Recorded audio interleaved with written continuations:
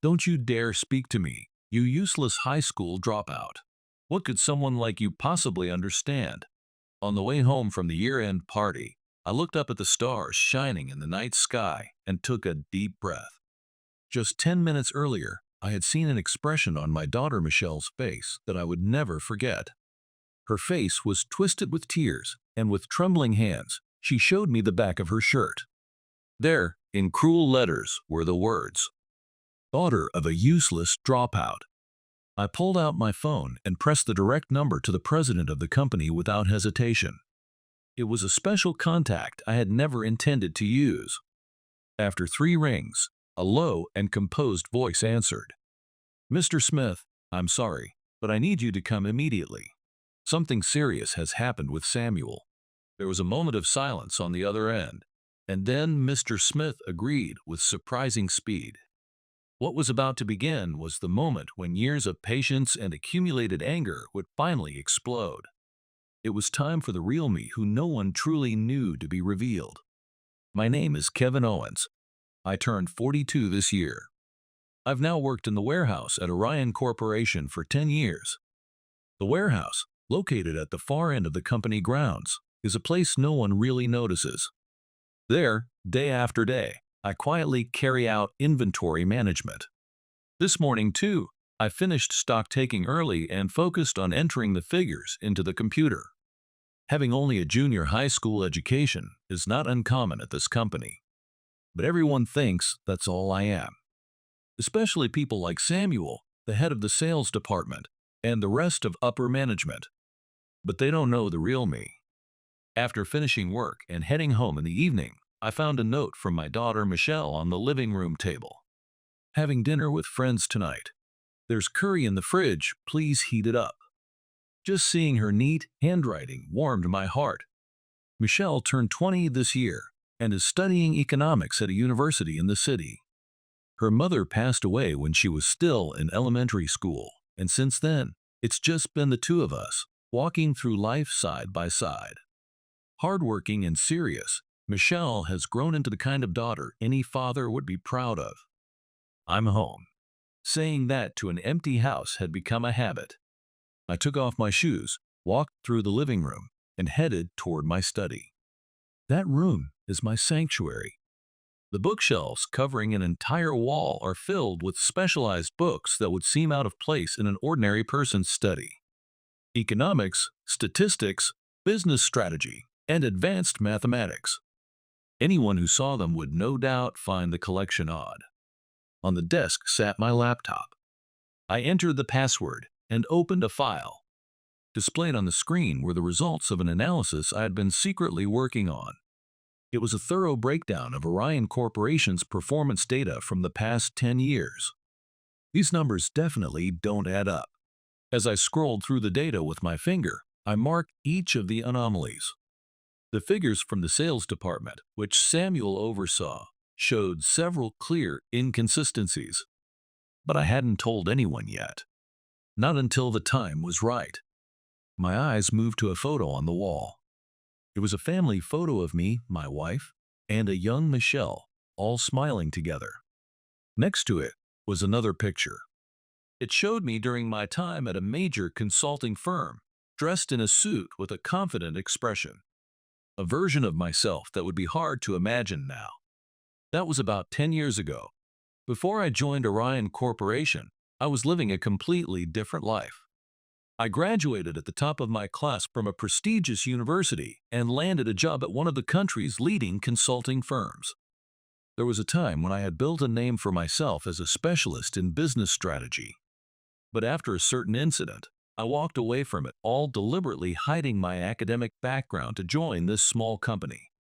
Even now, no one but Mr. Smith knows my true history. I closed the laptop and headed to the kitchen. I heated up the curry Michelle had made and quietly ate dinner alone. Her cooking skills are quite impressive.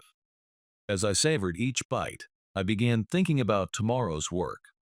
Tomorrow is Michelle's first day working part-time at Orion. She told me she wants to understand the environment her father works in. Her studies in the economics department are going well, and she wants to gain some practical experience too, Honestly, I have mixed feelings, but I want to respect her wishes. There's just one thing I'm worried about. It's her interaction with Samuel. He looks down on me completely. If he treats my daughter the same way, I won't be able to stay silent. After finishing dinner, I got ready for the next day. On Michelle's first day, I planned to quietly do my work as usual while keeping an eye on her. But deep down, I felt the day to reveal the truth was drawing near.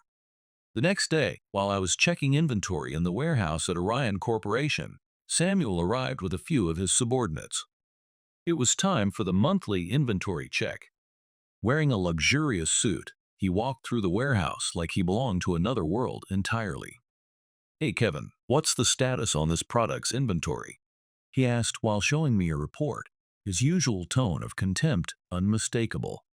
I calmly handed him the inventory sheet. Samuel frowned as he looked it over. "This isn't enough. Why didn't you report this sooner? This could disrupt our sales operations." In reality, I had already submitted a report about the potential shortage last week.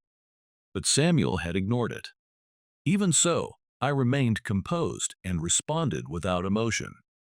"I submitted a report last week."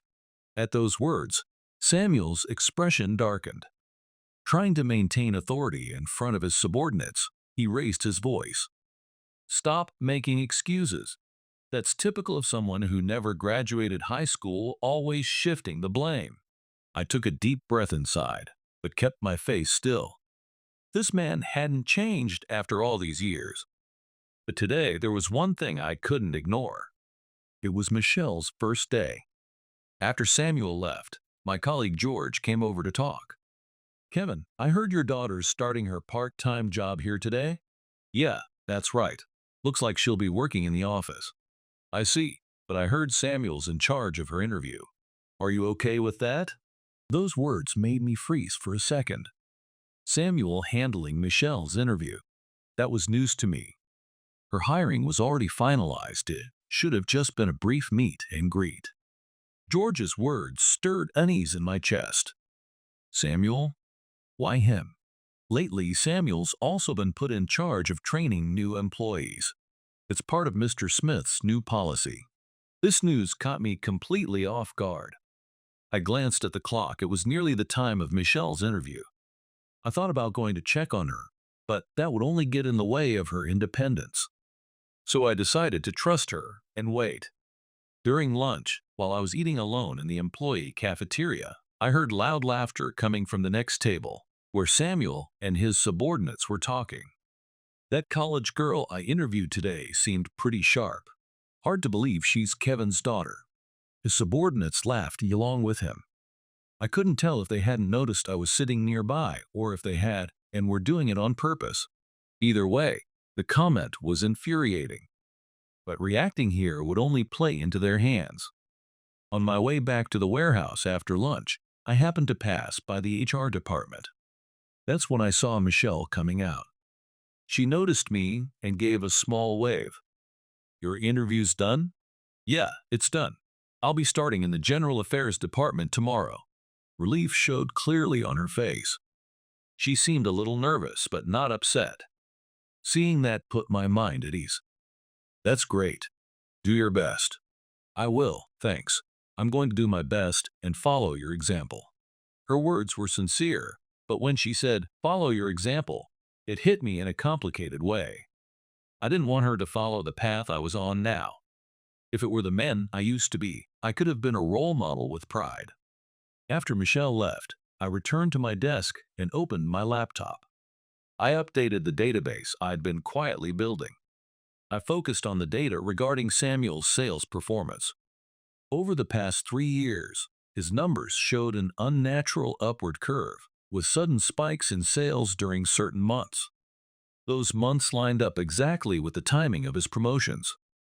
These figures. I furrowed my brow as I traced the graph with my finger. This couldn't be a coincidence. Something was going on. There had to be a hidden truth behind these anomalies.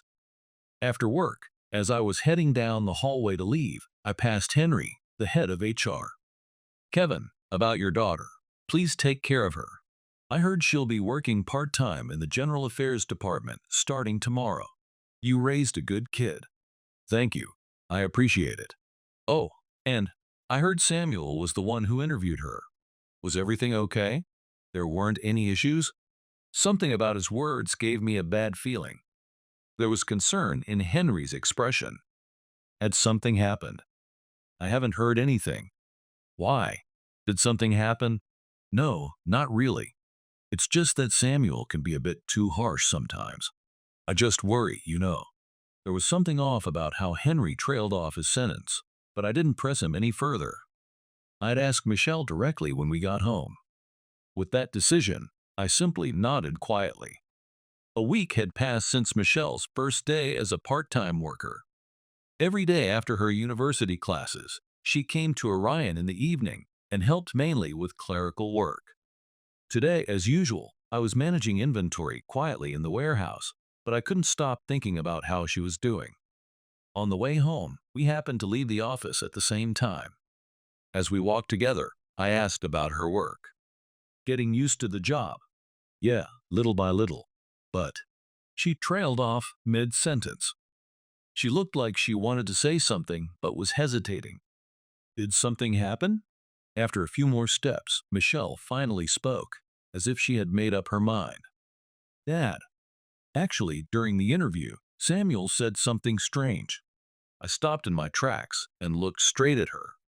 She continued carefully, choosing her words. He told me, try not to end up like your useless father.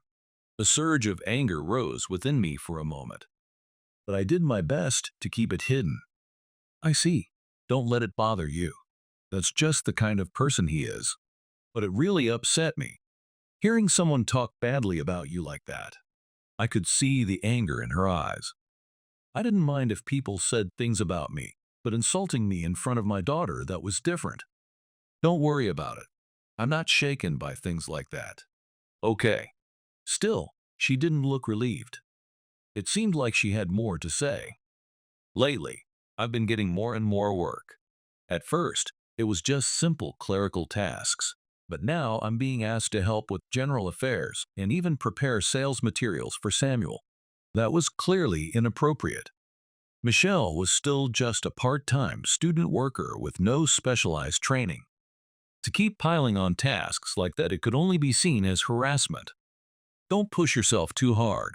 School comes first. It's important to know when to say no. I know, but this is a rare opportunity, and I want to do my best. Also, she trailed off again. Also? I kind of want to prove something. After hearing Samuel insult you, I thought maybe if I do well, it might change how he sees you. Her words hit me like a punch to the chest. The thought of needing to be defended by my daughter. It was pathetic. I was the one who should be protecting her. But all I could do was nod. The next day, during lunch break, my colleague George came over to my desk. He glanced around cautiously before lowering his voice. Kevin, did you hear? At yesterday's company party, Samuel. What happened? Apparently, Samuel was bad-mouthing you in front of your daughter at the party. Hearing that made the blood drain from my face. Michelle had gone to that party last night, but she hadn't said a word about it to me. Can you tell me more? Noah in General Affairs told me. Samuel got drunk and said something like, hard to believe a useless guy like Kevin managed to raise such a capable daughter. Michelle apparently looked pretty upset. A wave of fury rose up inside me. But I couldn't confront Samuel just yet. There was no proof, just second-hand accounts. That wouldn't solve anything. And doing so would only put Michelle in a more difficult position.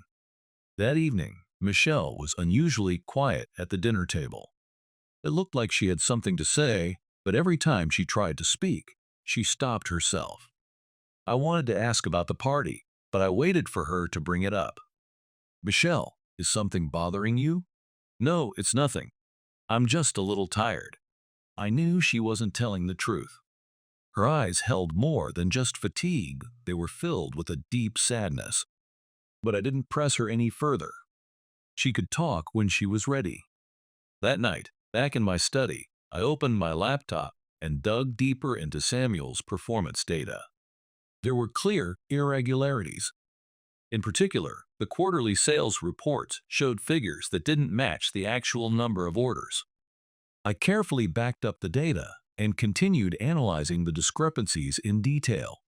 If this turned out to be true, it would mean Samuel had been inflating his performance for years to unfairly boost his reputation. This isn't just a coincidence. As I jotted notes with my finger on the pad, my suspicions solidified.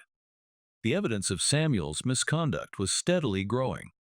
But it still wasn't enough. There was no definitive proof yet.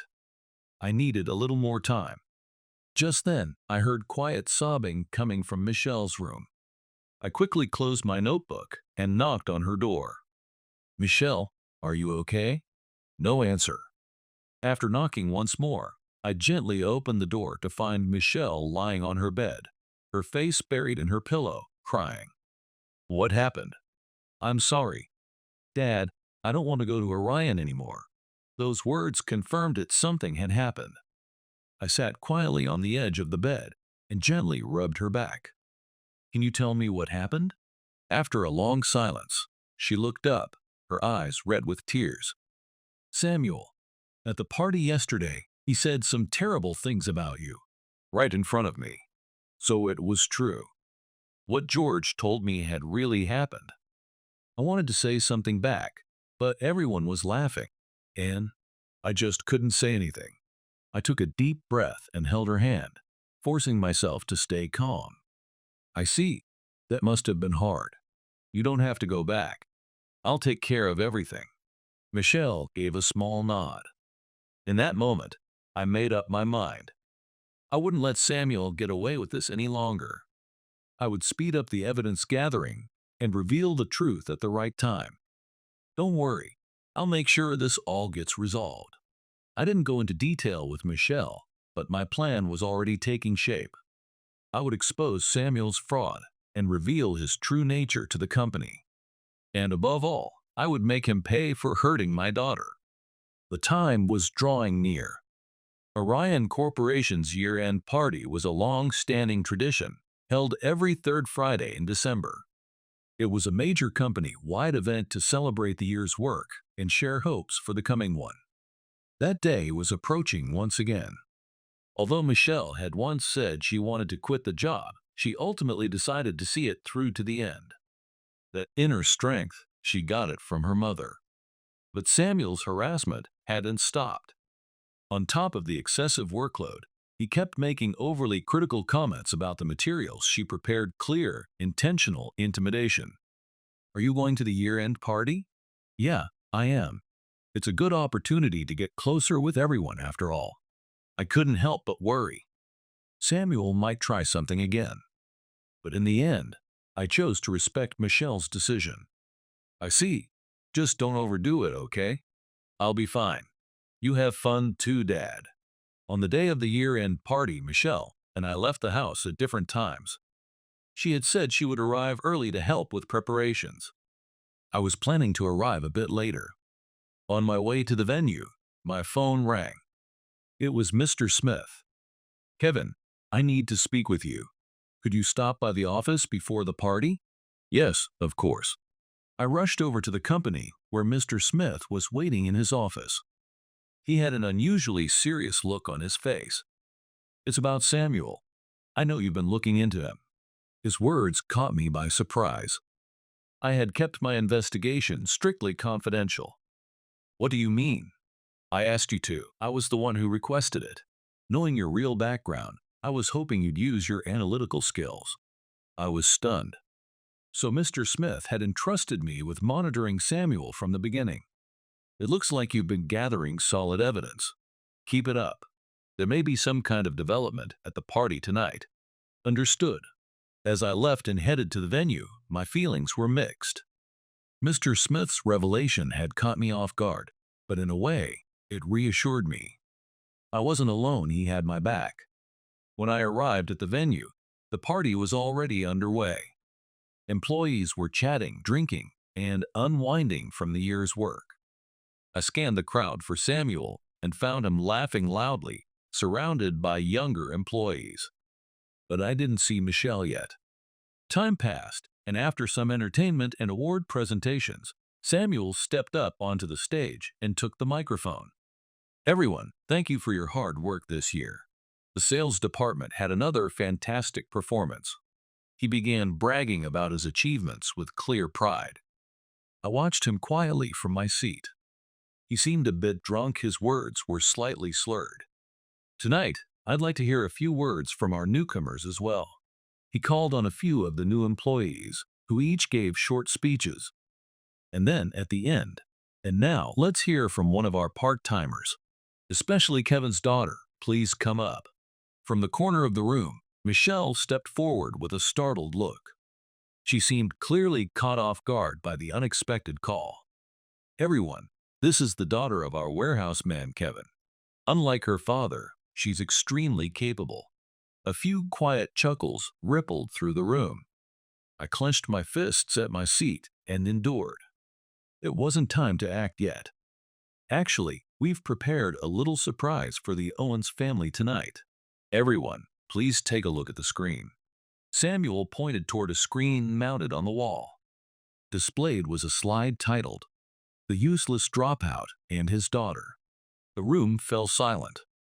I'm kidding. Just a joke. But the real fun is, that's when I saw Michelle suddenly leave the room. She covered her face with her hands and headed for the exit. I stood up and started after her. Hey, where's Kevin's daughter going? We're not done yet. Samuel called out with a laugh, but I could no longer hold back my anger. Just then, Michelle reappeared at the entrance of the hall. Her face was stained with tears, but she held something in both hands. Dad, someone wrote this on my jacket. She held out the jacket she had been wearing. On the back, written in large letters with a permanent marker, were the words, "Daughter of a useless dropout." The room fell into dead silence. In a trembling voice, Michelle continued, I went to the restroom, and when I came back, it was like this. I took the jacket from her and saw the words scrawled across the back. Daughter of a useless dropout. Those cruel words desecrated the white fabric of her coat. A flood of rage threatened to blind me. Michelle stood shaking, tears streaming down her cheeks. Samuel had gone pale, still clutching the microphone, completely speechless. There was no doubt who was behind it. Samuel's younger lackeys were all avoiding eye contact. Michelle, go home. I said it quietly, but firmly. She nodded through her tears and walked out of the hall once more. I slowly walked toward Samuel. As everyone in the room held their breath, I took out my phone and dialed Mr. Smith's number. Mr. Smith, I'm sorry, but I need you to come right now. There's been a serious incident involving Samuel. When the call ended, I locked eyes with Samuel. Fear had crept into his expression. It's over, Samuel. The arrogance he had worn moments earlier vanished. He began to stammer. Wait, Kevin. It was just a joke. A joke?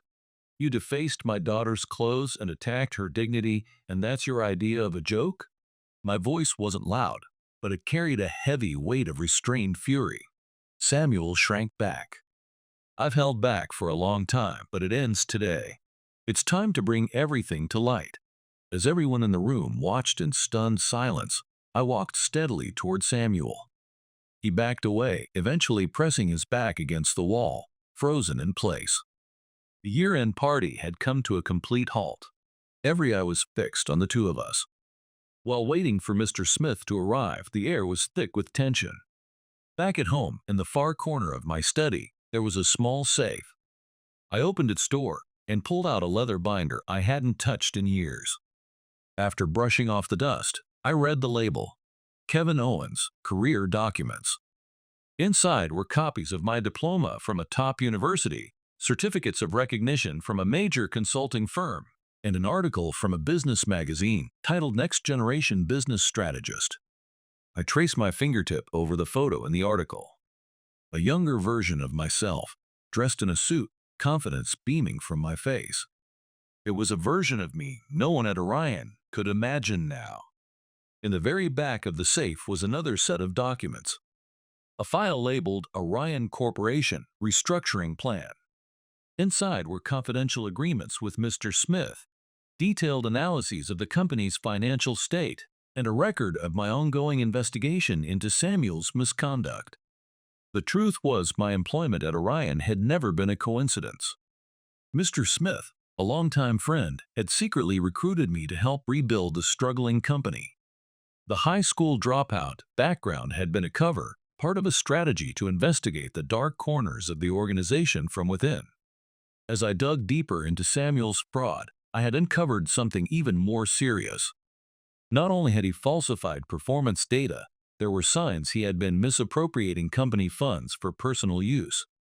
But I still hadn't secured definitive proof. To gather that final piece, I had intended to ask for Michelle's help. Her background in economics could prove invaluable. But before I could bring it up, the incident at the year-end party happened. The last page of the file detailed Orion Corporation's organizational restructuring plan. Samuel's name had been completely omitted. I had already begun considering candidates to replace him. The plan even listed a new title for me, Director of Corporate Planning.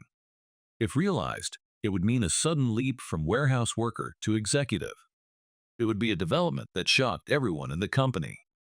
I returned the documents to their place and closed the safe. Next to the family photo sat a picture from the last trip I took with my late wife. She passed away before witnessing this transformation, but if this plan succeeded, I knew she would be proud wherever she was. Tomorrow, everything would come to light. The long period of living in the shadows was finally coming to an end. Mr. Smith arrived at my house about 30 minutes after I got back from the party. Michelle was resting in her room, and I welcomed him into the living room.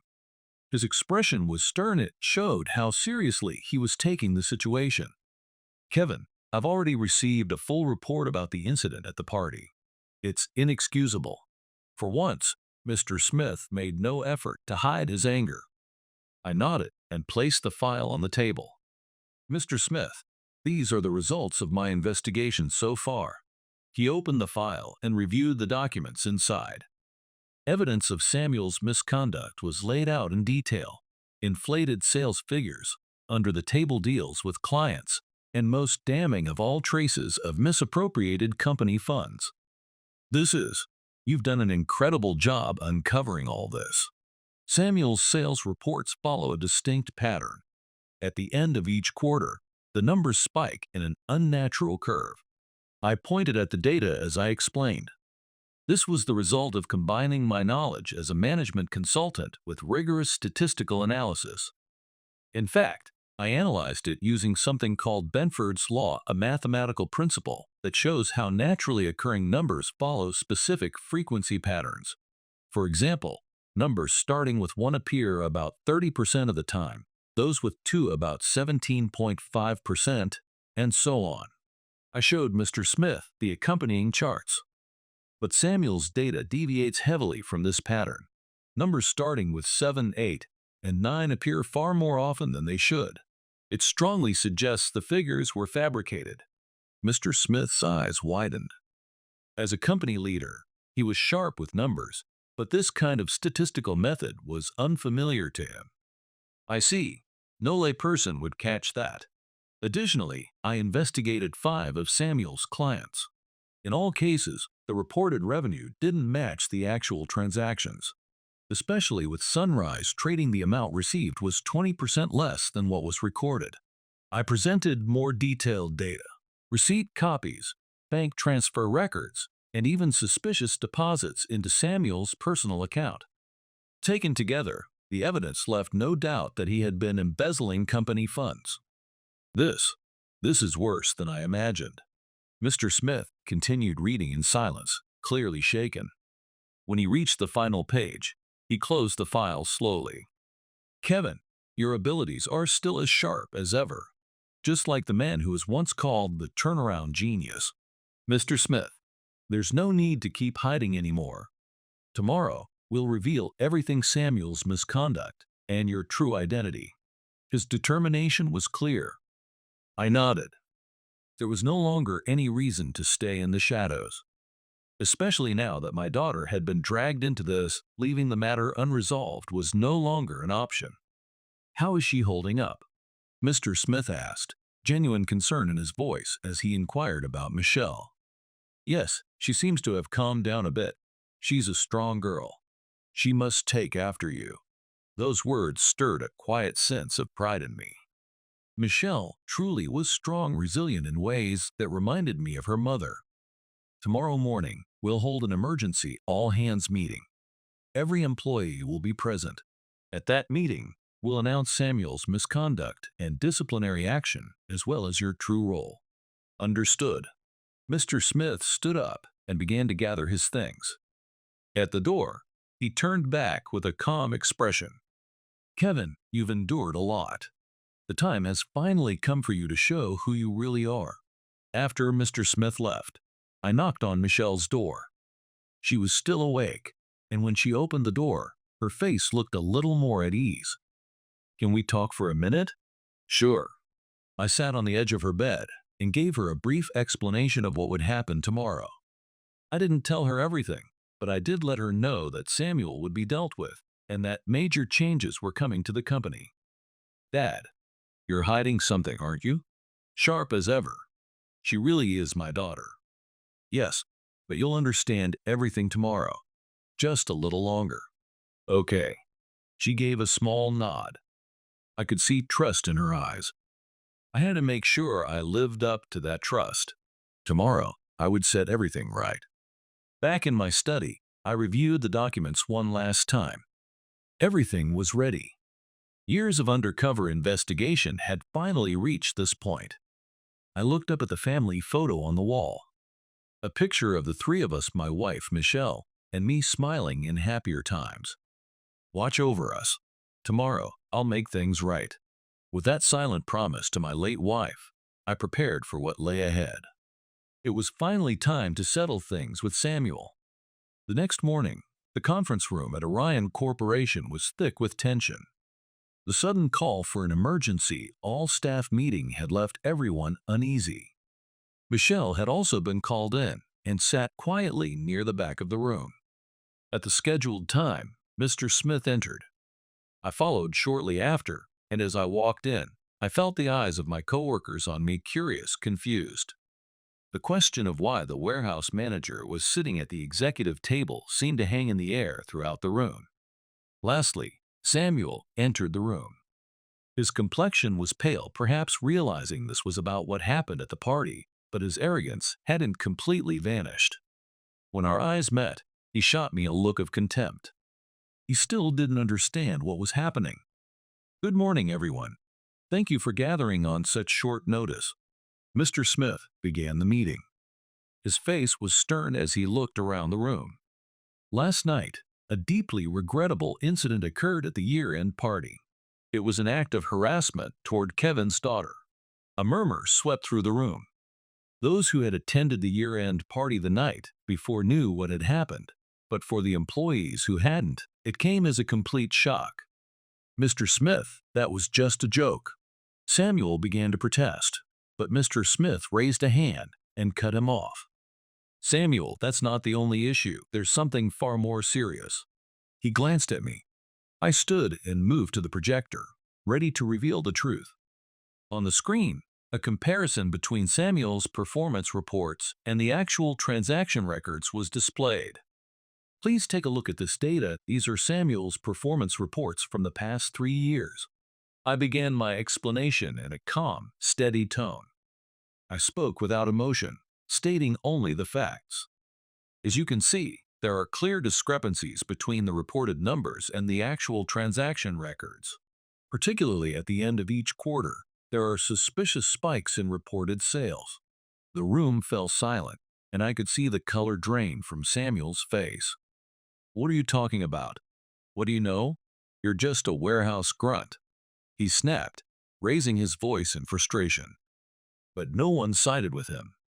Everyone was focused on what I was saying. "What's even more serious is this," I said, switching to the next slide.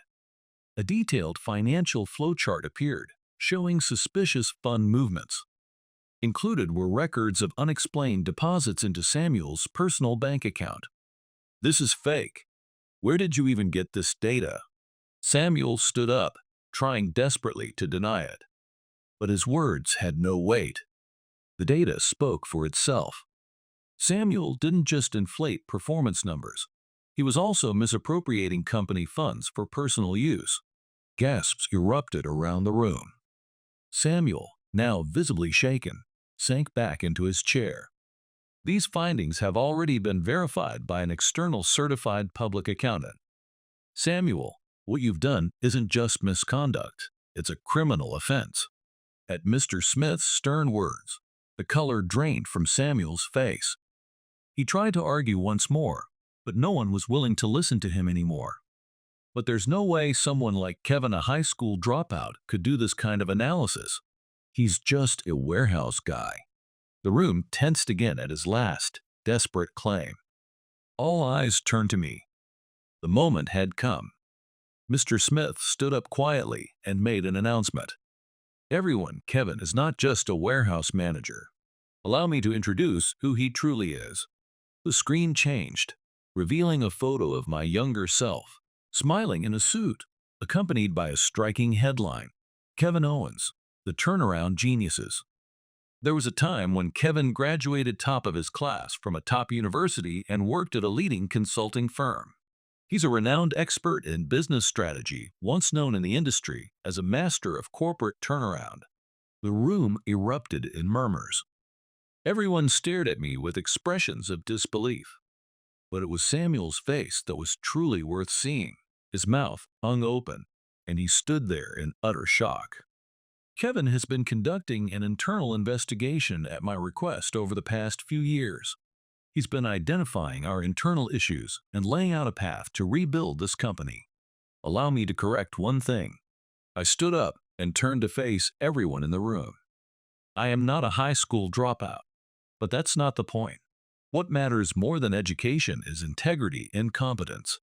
Even the warehouse job Samuel looked down on is a vital role that keeps this company running." From the back of the room, Michelle softly clapped her hands.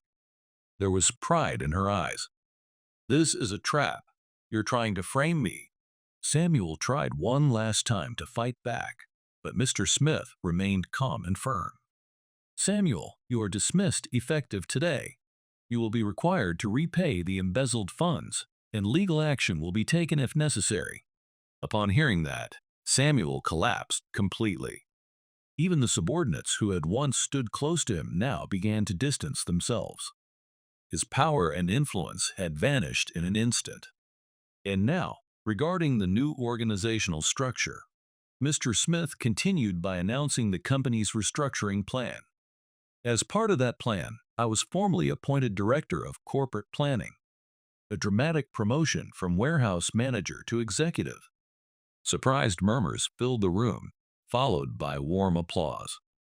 As the meeting concluded and employees began to disperse, Samuel slowly approached me. For the first time, I saw fear in his eyes. "Kevin, what is it?" I. He struggled to speak, but I calmly responded. "Samuel, you don't have to say anything right now. Just one thing." I turned and pointed toward Michelle, who was waiting by the conference room door. "Apologize to my daughter. If you truly regret what you've done, start there." Samuel hesitated, then gave a slow nod. That small gesture marked the end of our long battle. Samuel's apology turned out to be more humiliating than I had expected. I waited at a distance while he approached Michelle at the door. This was something he had to do himself. With unsteady steps, Samuel approached Michelle, his former arrogance completely gone, and, eyes cast downward, forced out his words.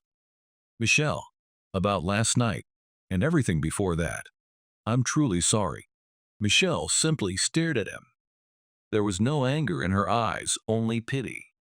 "Samuel, what I can't forgive isn't just how you hurt me, it's how you've always looked down on my father." Her words made Samuel bow even deeper. "It was my arrogance. I truly am sorry." Some employees exiting the conference room stopped to witness the moment. As everyone held their breath, Michelle spoke softly. I'll accept your apology, but whether I can forgive you, time will tell. With that, she turned and walked over to me. Tears glistened in her eyes. They were not tears of anger or sadness. They were tears of pride. Shall we go? Yes. As the two of us walked down the hallway together, a round of applause began. It started with just a few people, but gradually spread to every employee in the room. In their eyes, I saw respect and warmth. Mr. Smith stepped forward once more and addressed the company. Starting today, our company begins a new chapter. We will form a corporate reform team under Kevin's leadership to pursue more transparent and sound management. Everyone nodded in agreement.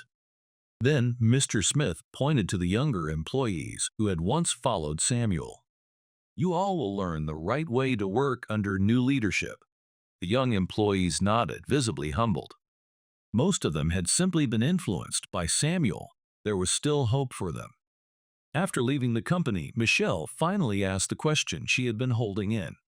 Dad, why did you keep it all a secret for so long? Sitting on a bench in the park, I finally revealed to my daughter the truth I had kept hidden for so long. About my time at the major consulting firm, the company's collapse due to fraud, and my long-standing friendship with Mr. Smith. The truth is, when that company went under, part of the blame was mine. I missed the signs. I should have seen it coming. So that's why. Yes, I wanted to make sure I never repeated the same mistake, so this time, I chose to see everything from the ground level. Understanding lit up in Michelle's eyes. She realized that her father working in the warehouse hadn't been a fall from grace, but a choice he made with purpose. But why did you keep it from me too? I wanted you to walk your own path, not be bound by my past or my plans. Michelle nodded quietly. After a short pause, she asked another question. Then why didn't you stop me when I said I wanted to work at Orion? I was worried at first, but I chose my words carefully before continuing. The truth is, I was hoping you could help me expose Samuel's fraud using your knowledge of economics. That's why I allowed you to take the job. Michelle's eyes widened in surprise. You wanted to use me? I never meant for you to be a pawn. I planned to tell you everything eventually and we'd expose the truth together. But the year-end party incident happened first. Exactly. A moment of silence passed between us. Then Michelle let out a small laugh. Dad, you really are calculating. Do you think badly of me for that? Not at all. It's actually kind of cool. I'm studying economics too, so I get how strategic your thinking is.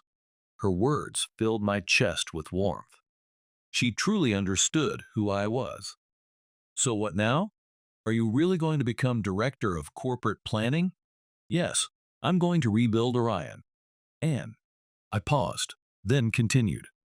I want you to help me, just within what you can manage while still studying. I need your perspective and your knowledge. A bright smile spread across Michelle's face. Of course, I've always wanted to see the real you, Dad. Getting to work with you? That's amazing. The winter sunlight gently wrapped around the two of us. After years of silence, we were finally about to begin a new chapter as father and daughter together. Let's go home. This is where the real beginning starts. Yeah. We walked side by side. The following Monday, Orion Corporation began under a new structure. For the first time, I held a business card that listed me as Director of Corporate Planning. The feeling of changing out of warehouse overalls into a suit, it was strange. I hadn't worn one in 10 years. The new office for the Corporate Planning Division had been converted from what used to be Samuel's large, private space. From its wide windows, I could see the entire company. How are you finding the new office? Mr. Smith came by to check on me. He had a look of quiet satisfaction on his face. I'm still getting used to it, but I'll do my best. This is where you shine. No need to hold back now. After he left, I turned back to my desk. It was stacked high with documents Samuel had left behind. My first task was to review everything and gain a clear understanding of the company's true state.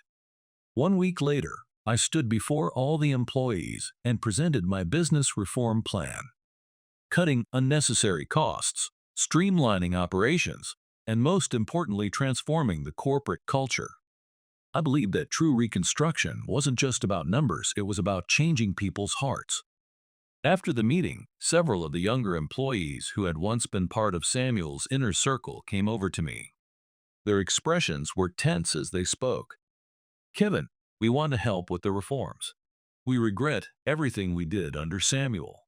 Of course, I'm not concerned with the past. What matters is how you act from now on." Their faces brightened. People can change, and true reform begins with believing in that possibility. Meanwhile, Michelle had started coming to the office on days when she didn't have university classes, working as an intern in the corporate planning division. Her knowledge of economics and fresh perspective brought a new energy to the old-fashioned company. The sight of father and daughter working side by side became a welcome topic among the staff. "Dad, I finished the forecast data for this quarter." The report she handed me was polished and professional, on par with seasoned analysts. "Impressive. Is that the result of your university studies?" "Yeah, but your influence plays a big part too." One day, in the midst of those steady, productive days, I was called in by Mr. Smith. "Samuel got in touch," he said with a grave expression. Since leaving the company, Samuel had completely disappeared from sight. "Did something happen?" "He says he wants to repay everything he embezzled down to the last cent." I gave a quiet nod at the news. There was still remorse left in him. That evening, on the way home, I spoke with Michelle. "Dad, are you really going to forgive Samuel?" "Yes. Holding on to resentment accomplishes nothing. He still has his own life to live." "You really are kind, Dad." "It's not kindness. It's logic. Hatred lowers productivity." I said it with a teasing grin, and she laughed. She understood me well. Months passed, and Orion Corporation underwent a dramatic transformation. Performance improved, and the atmosphere in the office became brighter. Energy returned to the employees' eyes, and teamwork strengthened. What surprised me most was how much the younger employees, Samuel's former followers, had changed. They took the lead in reform, proposing one idea after another. Once freed from a repressive environment, human creativity can truly flourish. One Friday evening, a special year-end meeting was held. Mr. Smith stood before all the employees and made an announcement. "Thanks to everyone's efforts, this fiscal year has been our best ever." Cheers and applause erupted across the room. "This success is thanks to Kevin's leadership and all of your hard work." Then, Mr. Smith called me to the front. Caught off guard, I hesitated at first, but with the encouragement of warm applause, I stepped onto the stage. "This achievement isn't mine alone. It's because all of you sincerely embraced the reforms." As I looked around the office once more, I saw faces filled with genuine smiles. They were no longer just coworkers, they had become a team united by a shared purpose. After the meeting, Mr. Smith called me in and revealed his next move. "Kevin, I want you to become the next president of the company." The sudden proposal left me speechless. I'm getting old.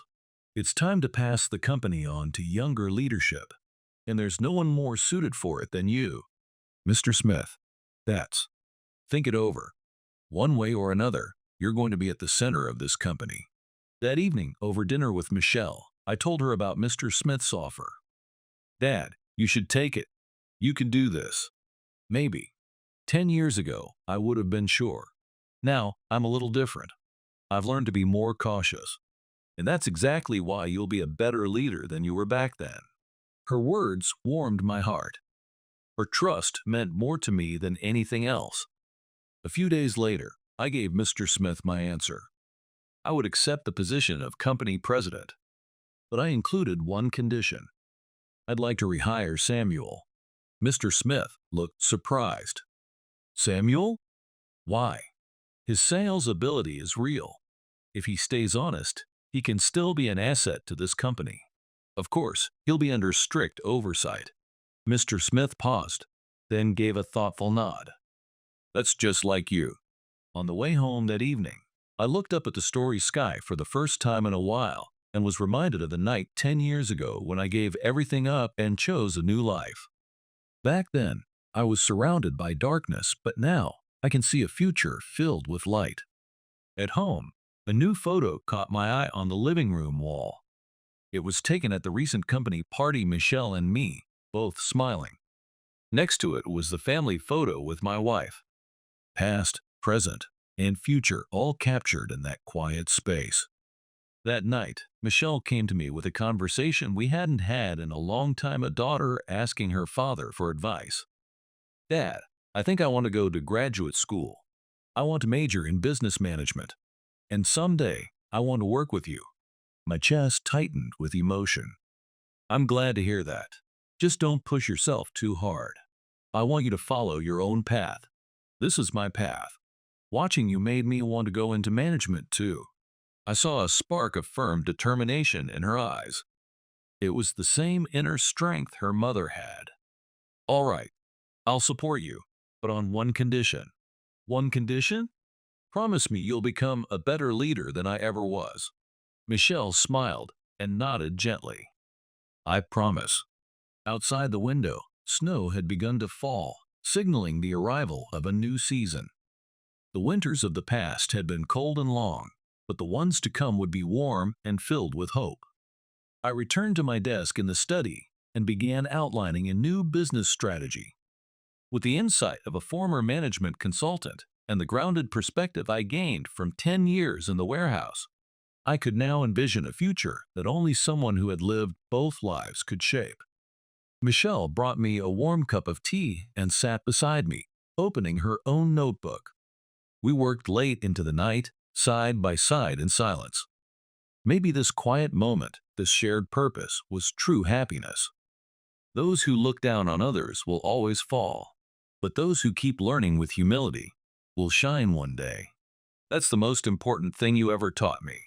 Our eyes met, and in that silent exchange, a deep understanding passed between us.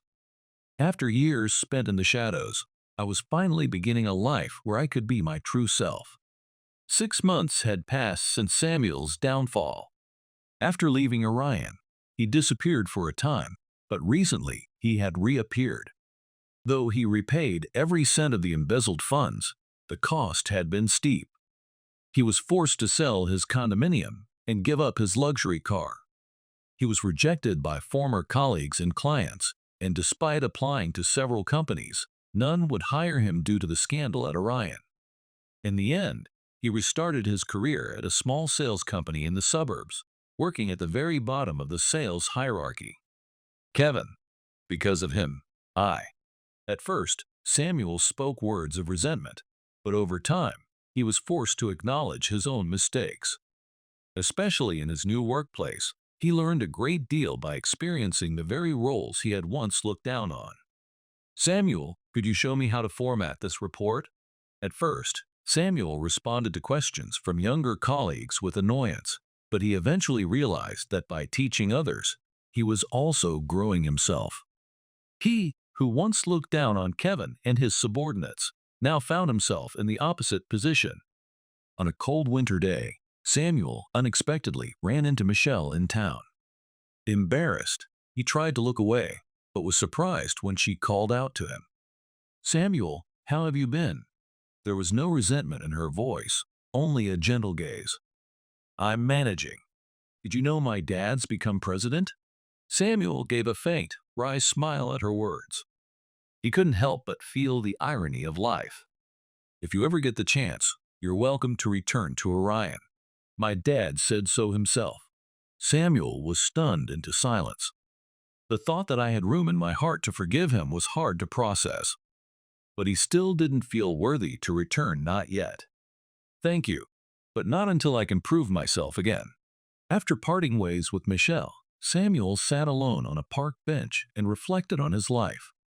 He had come to realize through painful experience that his arrogance had cost him everything, and that looking down on others ultimately led to his own downfall. And yet, strangely, his heart felt lighter. Even if his current status and income were modest, He had begun to face his work with a sincerity he never had before. Quietly, he resolved that one day, when he had earned real ability and integrity, he would return and knock once again on Orion's door. A year had passed since I became president. My management skills had earned high praise across the industry, and Orion Corporation, once struggling, was now experiencing steady and stable growth. From the president's office, I could see the entire company. Spring sunlight poured through the windows, and cherry blossom petals danced on the breeze. On my desk sat Michelle's graduate school acceptance letter. She had chosen to major in business management, with the clear goal of joining Orion in the future. "My love, are you watching? Our daughter has grown into a remarkable woman." I spoke to the smiling face of my wife in the photo. It was no longer a message of sorrow, but one of pride and gratitude. In the conference room, the young employees were engaged in passionate discussion.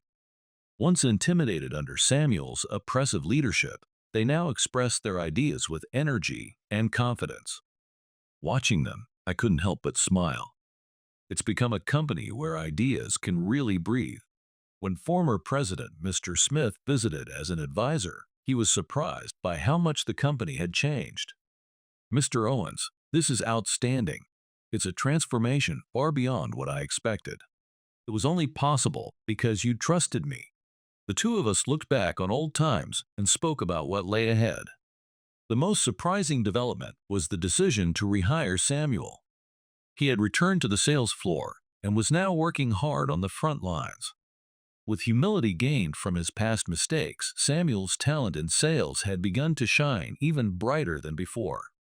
When I got home, Michelle was there writing her thesis.